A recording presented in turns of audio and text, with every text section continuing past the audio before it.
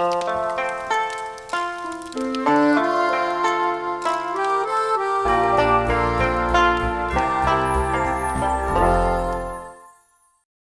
série écrite par Louis Courdan et Maxence Lécroire, racontée par Louis Courdan, avec les interprétations de Claudie, Ismaël Sassi, Valérie, Francis Cornard, Dorine Hassana, Maxence Lécroire, Caroline Labresse et Théophile Jonglet.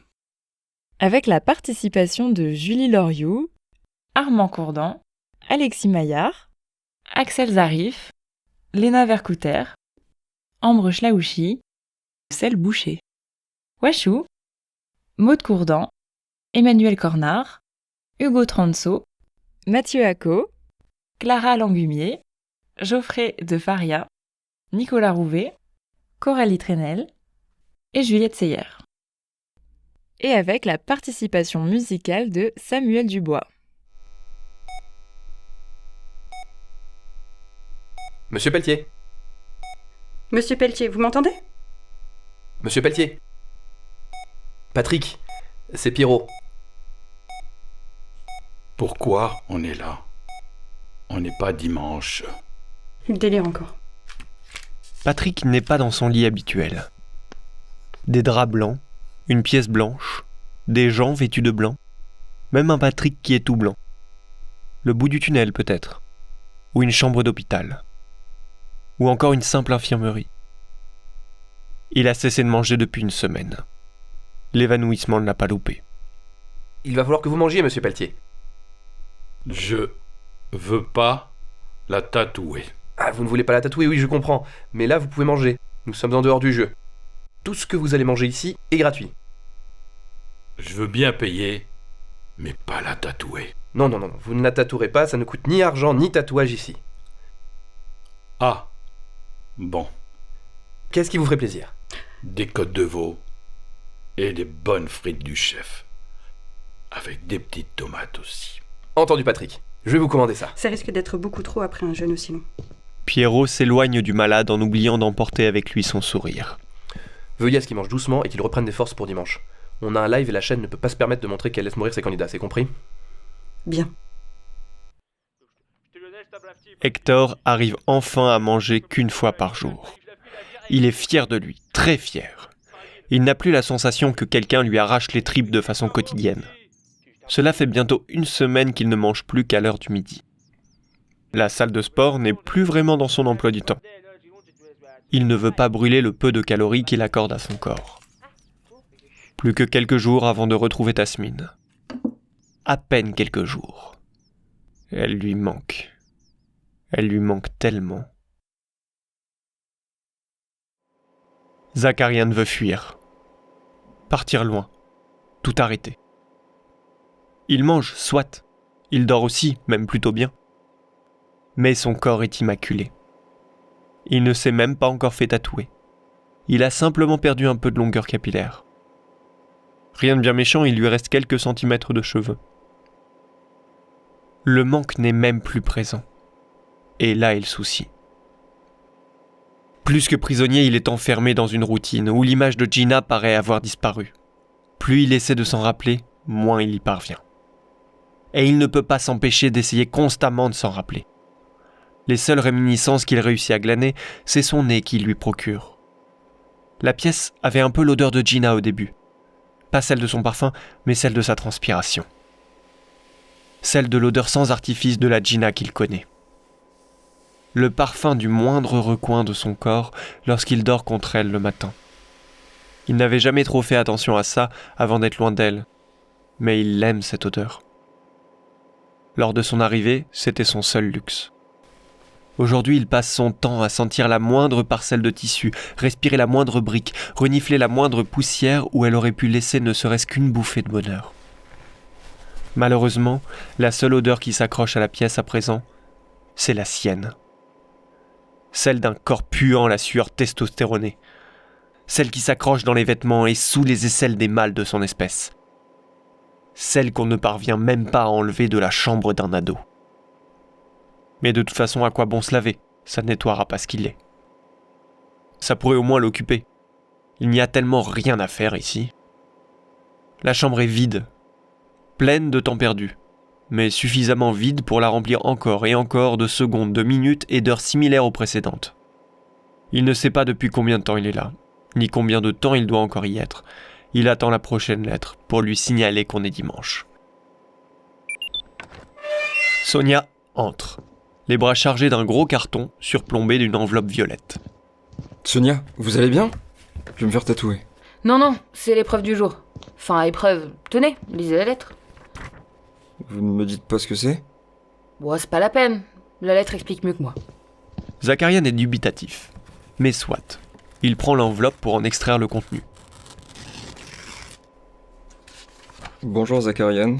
Nous espérons que cette semaine n'a pas trop bousculé vos habitudes. Voici ci-dessous le déroulement de la 8e épreuve. Bon amusement. Déroulement de la 8e épreuve. Aujourd'hui, vous n'êtes pas obligé de subir quoi que ce soit. Nous vous offrons simplement un téléviseur afin de regarder la diffusion du direct de ce soir, dans lequel votre Patrick prendra part. Bon visionnage à vous. PS, suite à une erreur d'impression, veuillez remplacer votre Patrick par le nom de votre conjoint ou conjointe. Zakarian se tourne vers Sonia. Tu sais quel genre de direct ça va être? Aucune idée. Venant de leur part, je sais vraiment plus à quoi m'attendre. Le petit écran cathodique est installé sur le carton retourné qui la contenait.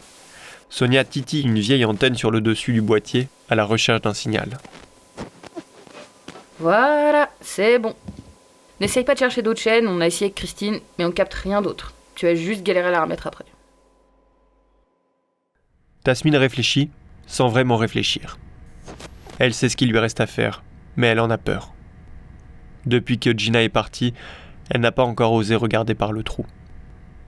Elle n'arriverait rien à distinguer de toute manière, et elle ne connaît pas vraiment ce Zakarian. Il pourrait tout balancer à la production.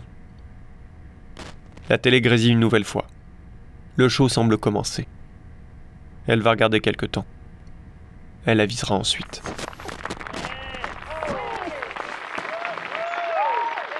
Salut Patrick, salut Hector et salut Gina.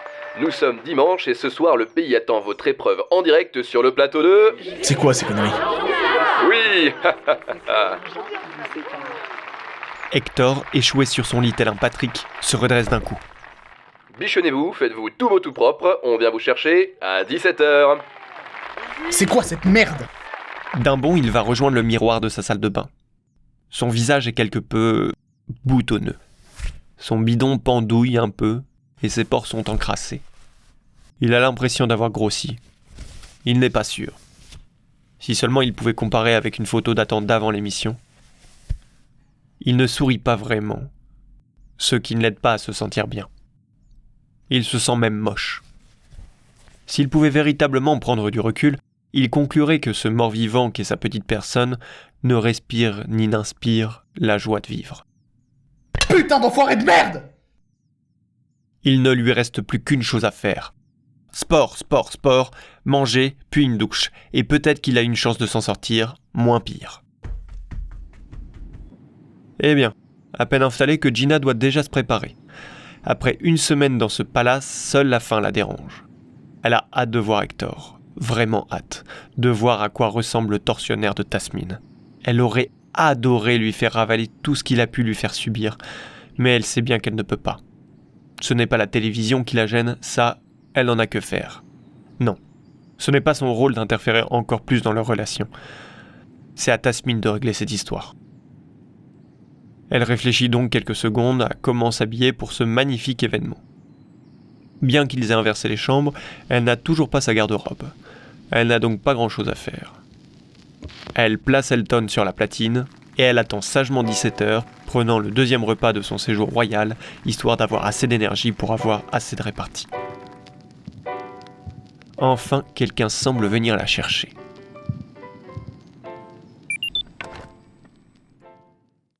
En piste dans 3, 2... Attendez! Besoin de retouche maquillage sur Hector? Entendu! On prolonge la pub d'1 minute. Bonjour. Vous n'en avez pas marre de la vie? Moi aussi. Enfin, j'en avais marre. Car maintenant, c'est du passé. Grâce à je ne me suicide plus.com, un site plein de bons conseils qui m'a redonné goût à la vie. Et aujourd'hui, je ne fais plus de mal à personne. À moins que sourire ne soit un crime. Je ne me suicide plus.com. Ne pas mourir n'a jamais été aussi simple. Effets secondaires indésirables pouvant aller des maux de tête au suicide. Attention aux réactions narcissiques en cas de surdosage. Jouer comporte des risques. Veuillez en parler à votre plombier. Et bonsoir à tous. Oui, bonsoir. Christine s'est assise dans son fauteuil. Elle porte sa tenue confortable, le tout devant ce petit écran qui est venu lui régler Sonia. Elle voit enfin son patou. Il a beaucoup maigri. Elle arrangera ça. Seul son teint lui révèle son état actuel. Il est tout orange. Elle sait très bien qu'il n'a jamais vraiment besoin de maquillage, tant ses joues bien rondes sont voyantes et belles à voir. Alors pourquoi est-il orange ? Cela commence à faire de nombreuses lunes que le gentil tatoueur n'est pas venu. Elle regarde inconsciemment sa jambe. Les dernières phrases de son poème lui avaient arraché quelques larmes. Dire qu'il avait écrit cela pour elle. Le temps était venu, il allait délaisser ses fonctions pour mieux la courtiser. Alors qu'il trônait dans ce corps trop épais, il se leva en direction de son abandonné, lâcha sceptre et couronne aux pieds de sa bien-aimée, concluant qu'il n'y a pas d'âge pour être un prince comblé. Oui, bonsoir. On se retrouve sur le plateau de Jusqu'à ce que l'argent vous sépare pour une épreuve exceptionnelle, qui est d'ailleurs la finale de 2 couples sur 3. Nous accueillons donc ce soir Gina, Patrick et Hector. Nos 3 candidats qui sont actuellement dans les meilleures chambres de l'émission. Gina, vous ici. Comment avez-vous fait pour récupérer une chambre de luxe ? En attisant la pitié de Zakarian peut-être ? Non, j'ai juste de la chance d'avoir un copain qui s'est rendu compte des atrocités que j'ai pu subir et qui fait tout pour se faire pardonner. Quitte à souffrir un mois de plus à ma place. Alors que pourtant il s'est retenu de manger pour éviter de me faire tatouer. J'ai de la chance de l'avoir lui et pas un de ces autres hommes égoïstes et débiles qui ne pensent qu'à leur petit confort personnel et qui font sûrement partie des pires sous-races de ce triste univers. C'est une pensée globale, évidemment. Je ne parle pas de vous, Patrick. Hector, justement, ça ne vous fait pas souffrir de savoir Tasmin toujours enfermée dans cette chambre ? Si, bien sûr. C'est une douleur insupportable. Et c'est d'ailleurs pour ça que je ne voulais pas l'infliger à Taste. Dans sa cellule, Tasmin fixe l'écran grésillant sans broncher. Tasmin se lève. Elle ne prête plus aucune attention à ce que raconte son téléviseur.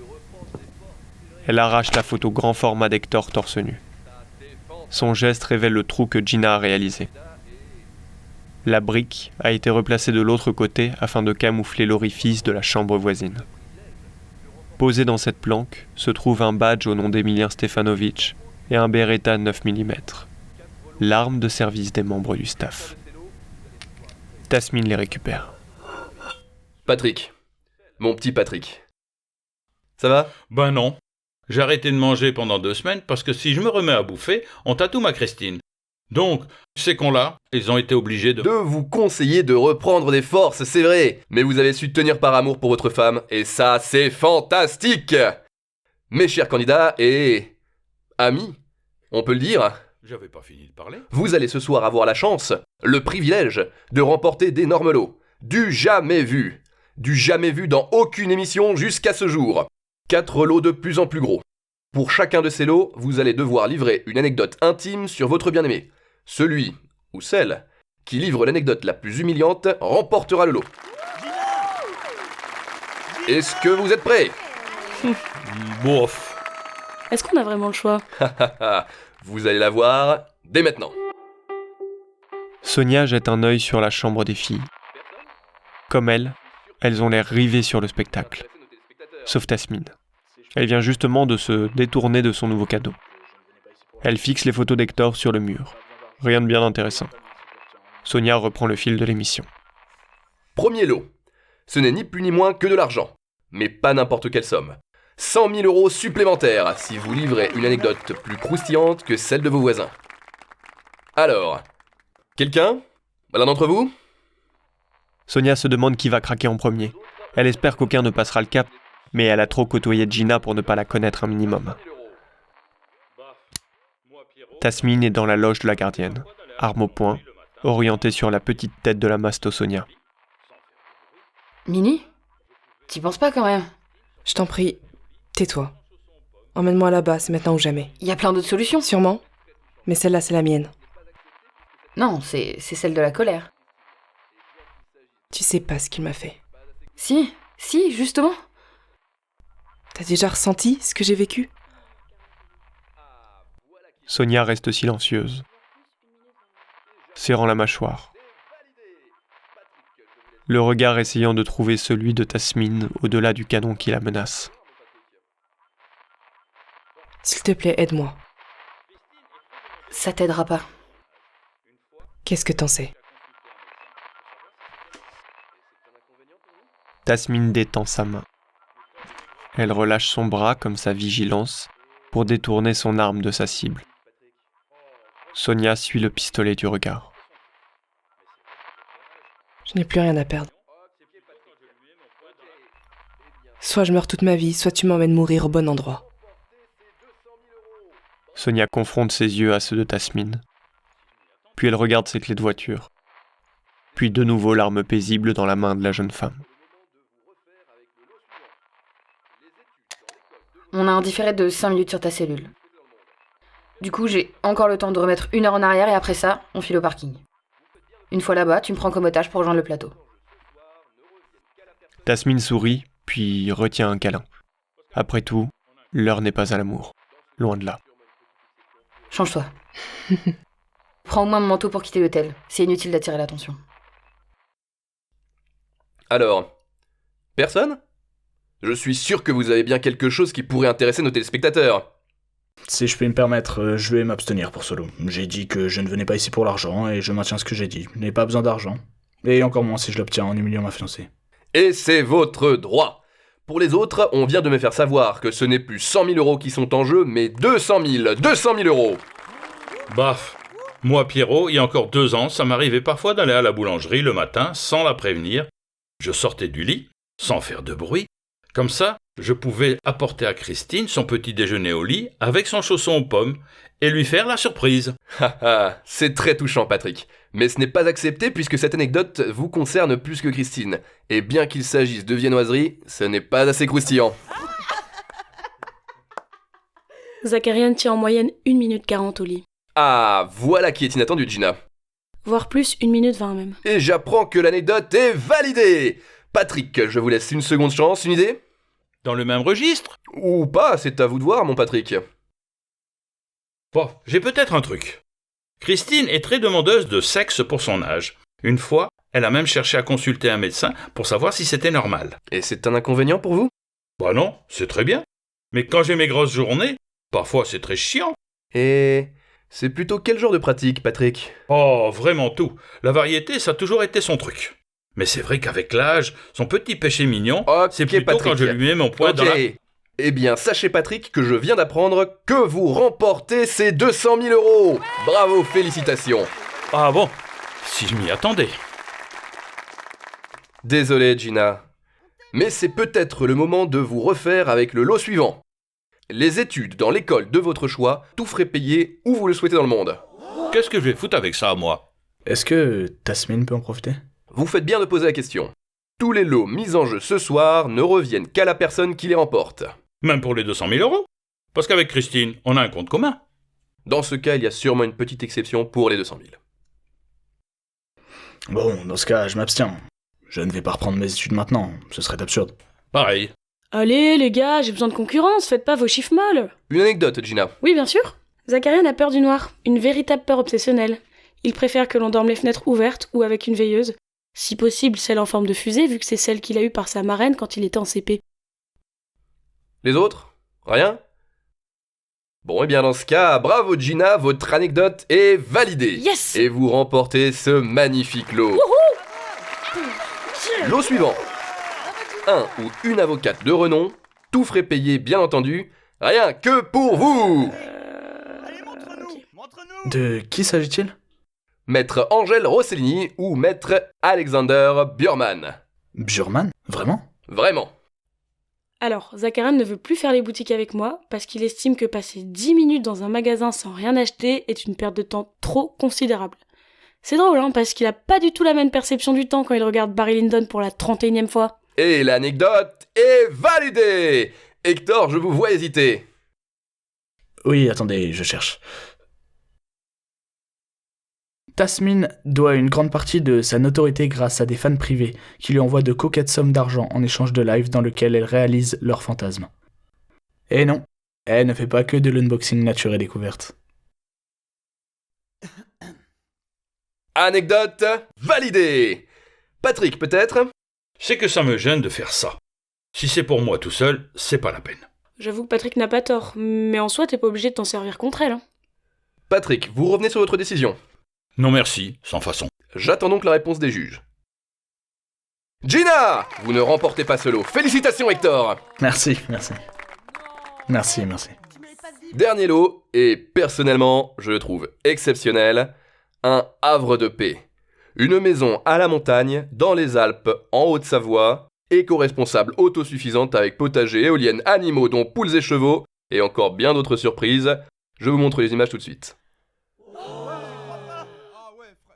Alors, ça ne vous fait pas rêver? Évidemment. Mais ça, je peux quand même y aller avec Christine. Oui, bien sûr, mais officiellement, la maison serait à votre nom, donc il s'agirait de votre maison. C'est bizarre, cette histoire. Alors, qui se lance? Ah, attendez, je crois que l'on rencontre un petit souci technique. Attends. Ouais. Continuez de tourner ou je la bute. Tasmin, vous n'avez pas le droit d'être ici. Va te faire foutre, Pierrot. Calme-toi, chérie, c'est qu'un jeu, tu sais. Un jeu? Évidemment, c'est qu'un jeu. Tu veux reprendre un peu de homard dans ce jeu si difficile ou tu es assez rassasié, mon amour? Il reste un peu de peau sur le mollet. Ah non, il est noté Hector. Tasmin, posez cette arme s'il vous plaît, ne faites pas de bêtises. De bêtises? La bêtise, je l'ai déjà faite en me fiançant à ce pauvre connard. Hé, Test.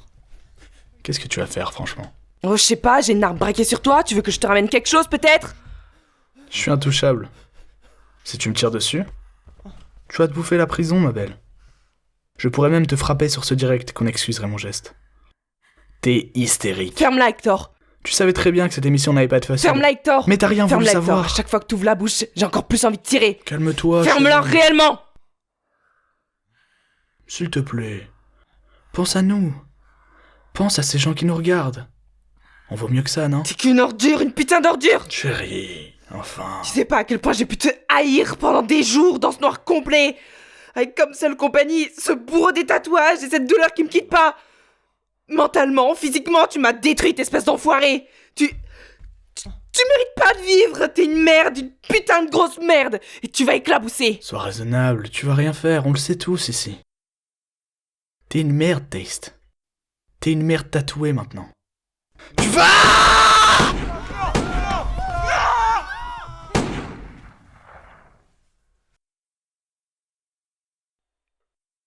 C'est acté, maître Burman défendra la famille Fervilliers. L'influenceuse Tast qui a tué son fiancé en direct va-t-elle être condamnée? On comprend vraiment pas pourquoi elle a été jugée. Elle a été poussée à bout. C'est Hector qui devrait être condamné à sa place. Ce type soit mort. Les gars, je sais pas si vous avez vu, c'est la fin de l'affaire Hector Fervilliers. On ferait pas une petite vidéo récap? L'information est tombée ce matin. L'influenceuse Tasmin Safani est condamnée à 11 ans de réclusion criminelle.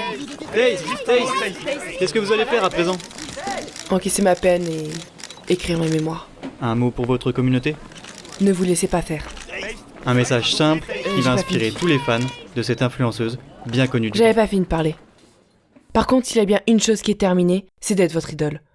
Fini d'être cette influenceuse basique qui n'était considérée que pour son corps et dont les nichons faisaient plus de vues que les discours qu'elle tenait. J'en ai plus rien à foutre de ce que vous voulez que je sois. Soyez vos propres modèles et cessez de calquer vos attentes sur des gens qui n'ont rien demandé. Ouais, c'est aussi l'heure pour moi de devenir un véritable modèle, mon véritable modèle. Fini d'exister à travers vos commentaires sur mon nouveau fard à paupières, de me battre pour survivre dans vos stories. Fini d'exister à travers les cons et les excités qui parlent sur moi et qui jalousent mon mode de vie. Que je déteste, il est complètement faux alors qu'il pourrait être si simple que vous arrêteriez enfin de m'agiter comme un drapeau. Renoncez à vos fantasmes puérils pour mieux revenir dans votre réalité. Arrêtez de me secouer et de me donner en pâture sur les réseaux sociaux pour soulager vos névroses. On est tous névrosés. On a tous nos problèmes, mais contrairement à vous, je leur fais face et je m'accroche à la corde pour essayer de les chasser.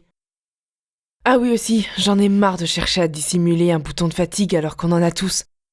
Je vous encourage même à cesser cette folie. Parce que sachez qu'on n'en a rien à foutre de vos gueules. Dans le miroir, chacun regarde sa propre tronche, alors sentez-vous libre et fier d'afficher la vôtre en voyant mes imperfections. Votre bonheur me convient très très bien. Bref, fini d'être une fausse, fini d'être une teste, fini d'être la copie conforme d'une conne que je déteste, oui, fini. Fini de cacher mes blessures, même les plus profondes, toutes celles qui m'ont construite, toutes celles qui ont fait ce que je suis, qui m'ont rendue si forte. Vous étiez ma mise à nu, hein, j'avancerai à poil. Touchez-vous sur ce que vous voyez, aucun porc ne pourra jamais me charmer, même s'il me retient en captivité.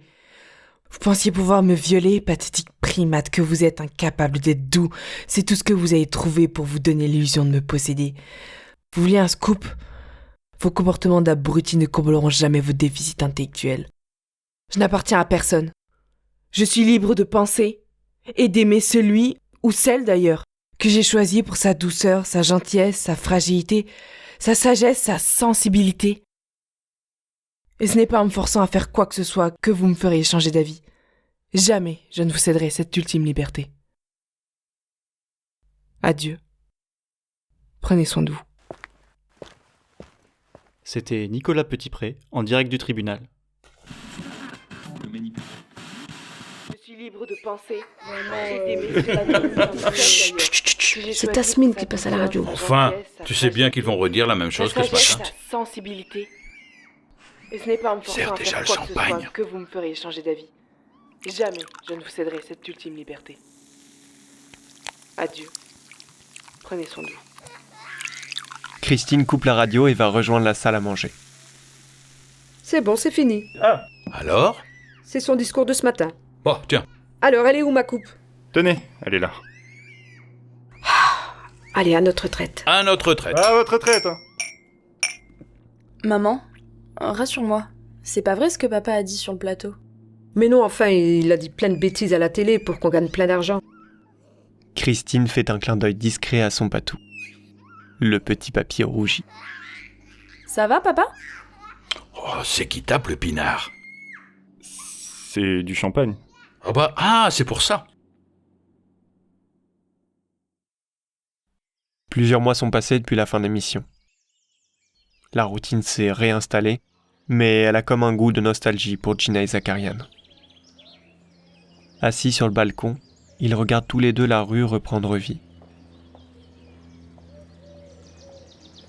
Le cendrier est retourné, posé dans un coin. Ils n'ont pas dormi de la nuit. Le soleil est levé depuis quelques minutes, ce qui les réchauffe enfin. Enfin, puisqu'ils se tiennent loin l'un de l'autre. Faut croire que c'est juste plus comme avant. Je ne sais pas. Zakarian n'ose pas la regarder. Gina aimerait bien pourtant. Qu'est-ce qui a changé ? Nous, simplement. On a vécu ce qu'on avait à vivre ensemble. Mais on s'aime, non ? Évidemment qu'on s'aime, mais autrement. Zakarian fixe une branche d'arbre. Elle frémit sous les caresses matinales du vent. C'est ce qui t'est arrivé sur le plateau qui t'a changé ? Non, vraiment pas. L'émission a sûrement dû accélérer tout ça, c'est sûr. Mais c'est surtout le temps. Je nous voyais devenir vieux. À deux. Moi aussi. Ça, je ne sais pas. Bien sûr que je nous y voyais aussi. Et c'est la preuve que ça n'était pas rien. Tu sais, parfois j'ai l'impression de vivre pour toi, et pas avec toi. D'être dans ton ombre sans arriver à ta hauteur. Un peu comme si t'étais notre couple, à toi toute seule. Les moineaux essaient comme ils peuvent d'occuper le silence trop envahissant. Si je t'aime vraiment, je ne peux pas te retenir. Ce serait ridicule de te garder près de moi alors que tu vas juste en souffrir. C'est la plus belle déclaration de rupture qu'on m'ait jamais faite. Arrête, c'est pas drôle. Désolée. C'est plus fort que moi. J'ai besoin de l'humour pour éviter ces sujets si sérieux que je hais tant. Tous ces sujets d'adultes auxquels on est confronté chaque jour, toi comme moi. Il y en a beaucoup que j'aurais sans doute pas réussi à franchir si toi, tu n'avais pas été là. T'as beau être plus fragile que certains, t'étais ma force, j'avais besoin de toi. J'ai toujours eu besoin de toi. Je pourrais pas trouver de mots assez forts pour te remercier pour tout ça. Tu n'en as sans doute même pas conscience. Mais c'est fini. J'ai encore grandi J'ai encore appris et j'ai besoin d'autre chose aujourd'hui. Je dis pas que j'aurais plus besoin de toi, ça me paraît inconcevable pour l'instant. Zakarian, je t'ai aimé, on s'est aimé. Je suis le premier véritable amour de ma vie. J'ai cru en nous si fort que j'ai encore du mal à me dire que je ne fais pas erreur. Mais je veux pas vivre avec toi. Peut-être plus tard, peut-être jamais. On pourrait se faire 1 millier de plans si ça nous aide à tenir, à vivre. On aurait même tort de pas en faire. Mais ce qu'on doit surtout faire à présent, et c'est sûrement la plus belle chose qu'on peut s'offrir, c'est essayer de s'oublier. Je parle pas d'effacer notre vécu. Gardons tous ces souvenirs qui nous ont construits. Je parle d'oublier cette façon qu'on a de vivre. De penser le monde pour nous deux, de s'inquiéter l'un pour l'autre, de se sacrifier au détriment de nous-mêmes. Moi aussi, ça me semble impossible. Mais il faut qu'on avance, Zach. Il faut que j'avance, que je comprenne qui je suis. Et ne m'attends pas à la sortie. On sait pas de quoi l'avenir sera fait, ni à quoi je ressemblerai quand j'aurai encore grandi. Promets-moi d'être heureuse. Je peux pas te promettre un truc pareil. Bien sûr que je vais être malheureuse parfois, mais c'est plus ton souci à présent. Tu parles? On s'aime toujours, je te rappelle. Et on ne laisse pas tomber les gens qu'on aime. Je sais que si je me sens pas bien, je pourrai toujours compter sur toi. Tu n'hésiteras pas? J'hésiterai pas. Ça, tu peux me le promettre? Je te le promets. Gina sonde les yeux de Zakarian pour être bien sûre.